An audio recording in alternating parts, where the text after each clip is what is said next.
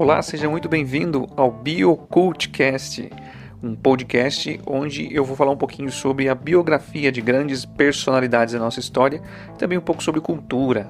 Se você gosta disso, me acompanhe neste podcast. Neste primeiro podcast vai ser uma biografia e nada mais nada menos do que Sir Isaac Newton, Então vamos lá, vamos começar esse podcast.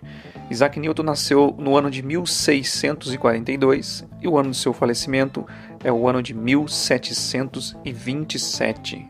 Isaac Newton, o mais importante e influente cientista que já existiu, nasceu em Woolsthorpe, na Inglaterra, no dia de Natal de 1642 e, coincidentemente, ano da morte de Galileu. Como Maomé, nasceu após a morte do pai. Durante a infância, demonstrava grande aptidão para a mecânica e muita habilidade manual. Apesar de ser uma criança esperta, não era atento na escola e não chamava muita atenção. Ainda adolescente, foi afastado dos estudos pela mãe, na esperança de que se tornasse um bom fazendeiro. Pois é, imagina Isaac Newton fazendeiro. Por sorte, ela se convenceu de que os talentos do filho o dirigiam para outros rumos, e aos 18 anos, Newton ingressou na Universidade de Cambridge, onde rapidamente absorveu o que se conhecia na época sobre ciência e matemática, e logo iniciou independente suas próprias pesquisas. Entre os 20 e os 27 anos de idade, ele preparou a base das teorias científicas que logo revolucionariam o mundo. Em meados do século XVII, configuravam o período de grande fermentação científica.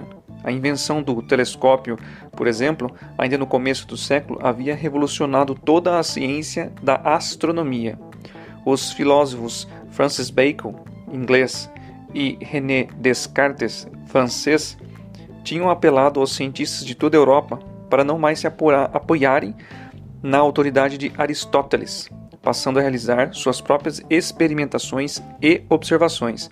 O que Bacon e Descartes solicitavam já fora praticado pelo grande Galileu. Suas observações astronômicas, com o uso do recém-inventado telescópio, revolucionariam o estudo da astronomia, e suas experiências mecânicas estabeleceram o que é hoje conhecido como a primeira lei de Newton. Outros relevantes cientistas, como William Harvey, que observou a circulação do sangue, e Johannes Kepler, que descobriu as leis que descrevem os movimentos dos planetas em volta do Sol, traziam novas informações básicas para a comunidade científica. Mesmo assim, a ciência pura era, de modo geral, um passatempo de intelectuais. E ainda não existiam provas de que, quando aplicadas à tecnologia, pudessem revolucionar todo o modo de vida da humanidade, como previa Francis Bacon. Apesar de Copérnico e Galileu terem eliminado algumas interpretações errôneas da antiga ciência, contribuindo para o entendimento mais abrangente do universo, não haviam sido formulados princípios que transformassem essa coleção de fatos aparentemente esparsos em uma teoria unificada, capaz de sustentar previsões científicas. Foi Isaac Newton que forneceu essa teoria unificada e colocou a ciência moderna no caminho que vem trilhando desde então. Newton sempre relutou em publicar seus resultados, e apesar de haver formulado em torno de 1669 as ideias básicas que estavam por trás da maior parte de seu trabalho, muitas de suas teorias só se tornariam públicas bem mais tarde. A primeira de suas descobertas a ser publicada foi seu trabalho revolucionário sobre a natureza da luz, em uma série de experimentos cuidadosos. Newton havia descoberto que a luz comum branca é uma mistura de todas as cores do arco-íris. Elaborou cuidadosa análise das consequências das leis de reflexão e refração da luz. Usando essas leis, projetou e construiu em 1668 o primeiro telescópio por reflexão, do mesmo tipo que é usado até hoje na maioria dos grandes observatórios astronômicos. Essas descobertas, junto com os resultados de muitas outras experiências ópticas que desenvolveu, foram apresentadas à Real Sociedade Britânica pelo próprio Newton, então com 29 anos de idade. As mais importantes descobertas de Newton, entretanto, foram no campo da mecânica, a ciência que trata do movimento da matéria. Galileu descobriu a primeira lei do movimento, que descreve como os objetos se movem quando não submetidos a forças exteriores.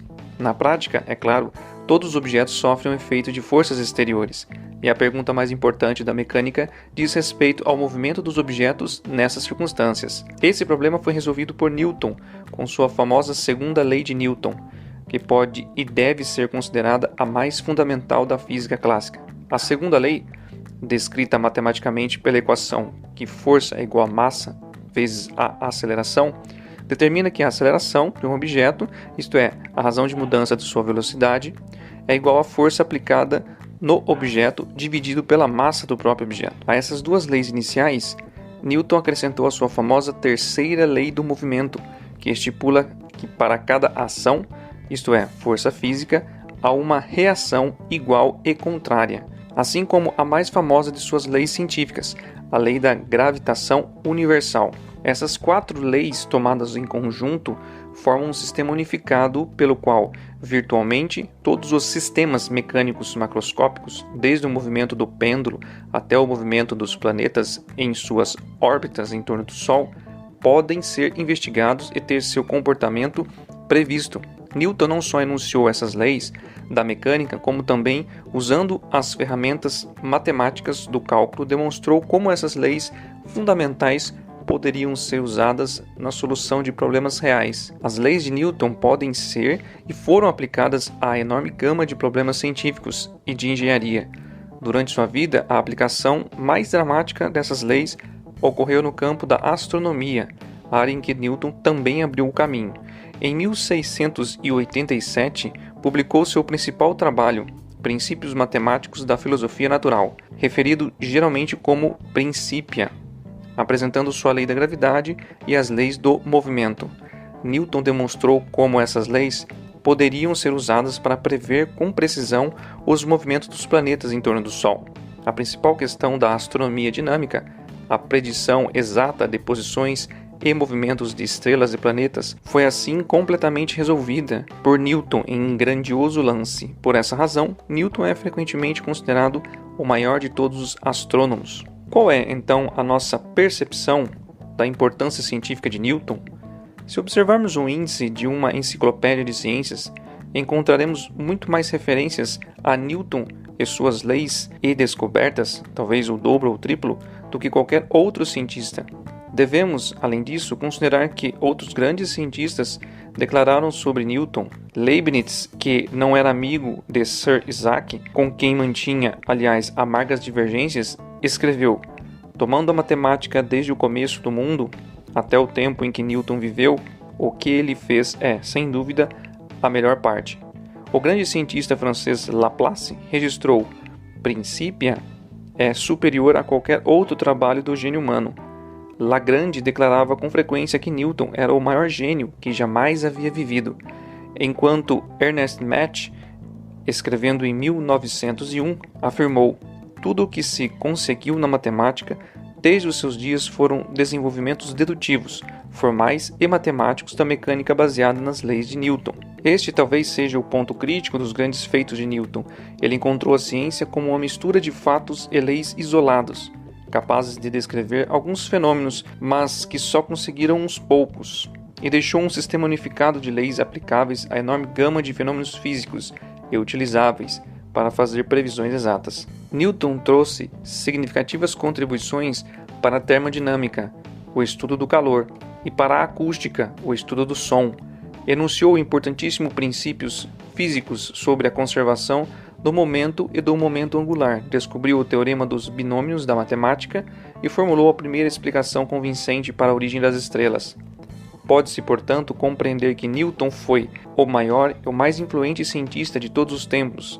Newton não só foi o mais brilhante dos cientistas, mas também a figura mais influente no desenvolvimento da teoria científica. Newton morreu em 1727 e foi enterrado na abadia de Westermain, tendo sido o primeiro cientista a merecer tal honra.